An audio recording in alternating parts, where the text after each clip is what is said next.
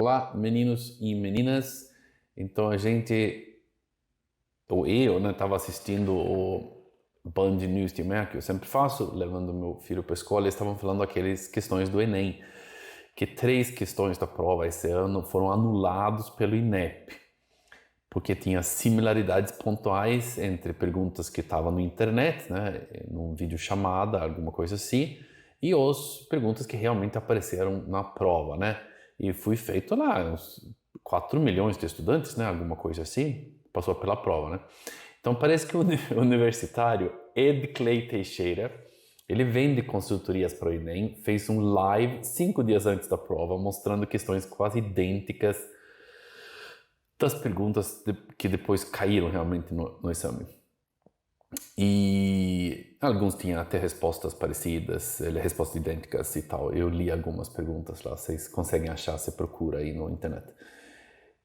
O INEP, então, que cuida do Enem, então confirmou que isso realmente aconteceu e blá blá blá, e vai ter que anular, segundo eles, 3 perguntas. E eu tô rindo aqui um pouquinho porque se for, vamos dizer, se for uma irregularidade, vamos dizer, um quebra de sigilo, que a Polícia Federal vai investigar, aí é uma tragédia, aí é muito ruim, né?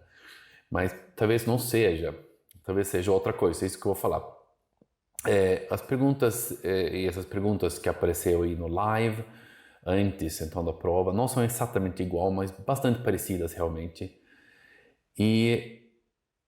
Mas assim, o que talvez pouca gente comenta, eu não sei, eu não vi todos os comentários, são aqueles pré-testes do Enem.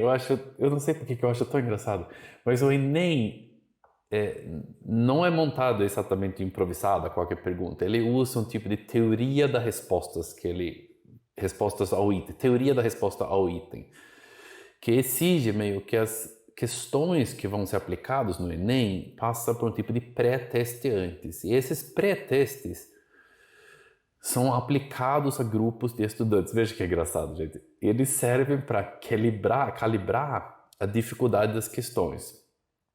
Ok, não sei por que isso é tão importante, porque se você faz uma pergunta muito difícil, ninguém vai acertar, a média cai, mas ok. E eles definem, então, o que vai estar no Banco Nacional de Itens, né, que vai cair no Enem. Isso é completamente sigiloso. Mas o INEP não divulga onde esses pré-testes acontecem. Óbvio, né? Porque você fala, esse é um pré-teste para Enem, aí o pessoal vai lá, né? Não explica como são aplicados, nem quando, nem quem participa. Pelo menos eu não achei nada. Eu imagino que eles não vão divulgar. Mas eles realmente, oficialmente, eles falam que estudantes que participam de pré-testes têm contato com questões que pode vir a integrar, então, o Enem. Veja bem, então existe um processo real confirmado, supostamente sigiloso, que os estudantes comuns veem questões que podem, anos depois, ou sei lá, no mesmo ano, aparecer no Enem. E isso, obviamente, abre uma brecha de exploração, né? Porque se você descobre onde estão esses pré-testes, você vai atrás deles, né? Mas vamos lá, o próprio Ed Clay, eu tô rindo, vocês me desculpem, porque se realmente for um crime que o Ed Clay fez, aí obviamente não vou achar engraçado, mas se for verdade o que Ed Clay fala, eu acho maravilhoso. Então, segundo ele, o Ed Clay, uma das técnicas que ele utilizou foi memorizar questões do prêmio CAPES, que é um tipo de talento universitário. É uma prova que é aplicada, acho que dos melhores alunos de graduação, alguma coisa assim.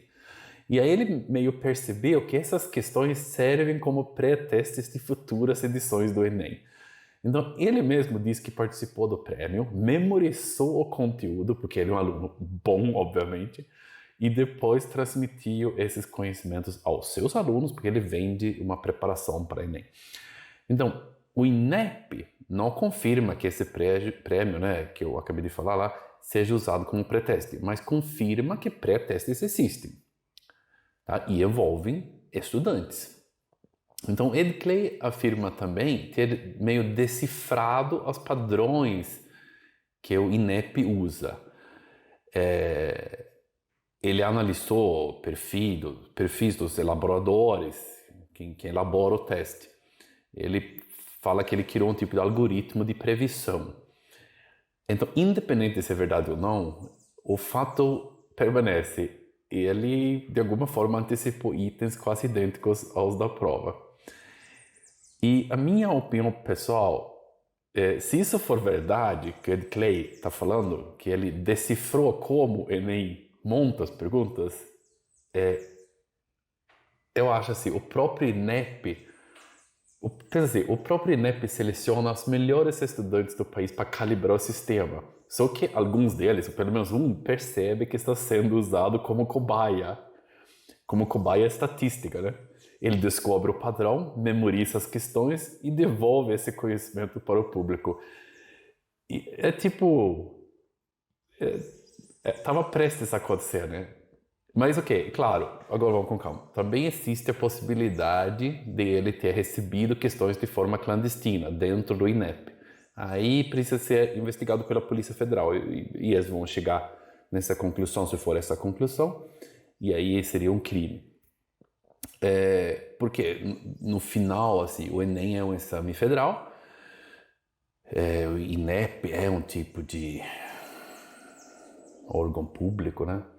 Não sei exatamente qual tipo. Eles têm itens de banco de dados, documentos sigilosos, e qualquer irregularidade é crime federal, porque manipula quem pode entrar em faculdades públicas, que é absurdamente grave.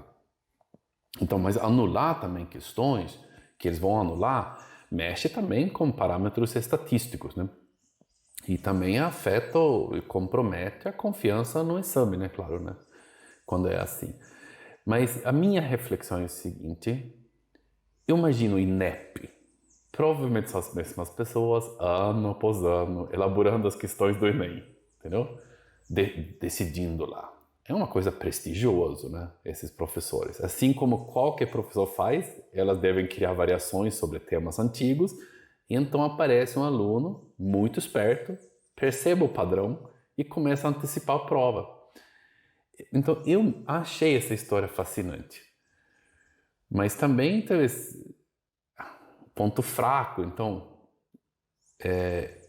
no INEP, eu esqueci, como essas pessoas que estão lá, né, montando essa prova, são escolhidas? Existe rotatividade, diversidade intelectual, não tem nenhum tipo de viés aí, porque são as mesmas pessoas, é isso? Então, assim, de repente o INEP talvez tem que começar a pensar assim, será que a gente não... Talvez tem que mudar um pouco as pessoas aqui, né? Não ser sempre os mesmos, porque se você bota o mesmo professor para fazer a prova, ele sempre vai fazer mais ou menos o mesmo padrão o tempo todo. E um aluno esperto, jovem, esperto pra caramba, se for esse o caso, ele percebe o padrão e fala, ele vai mudar aqui alguns itens aqui, mas ele fez uma pergunta sobre processo anaeróbico. Próximo ele vai fazer do aeróbico, então aí ele já saca o exame. Bom, vamos ver o que a Polícia Federal vai falar, mas eu achei assim, se o Ed Clay quebrou o sistema, parabéns para ele. E não muito bom para o INEP, né? Vamos lá, tchau.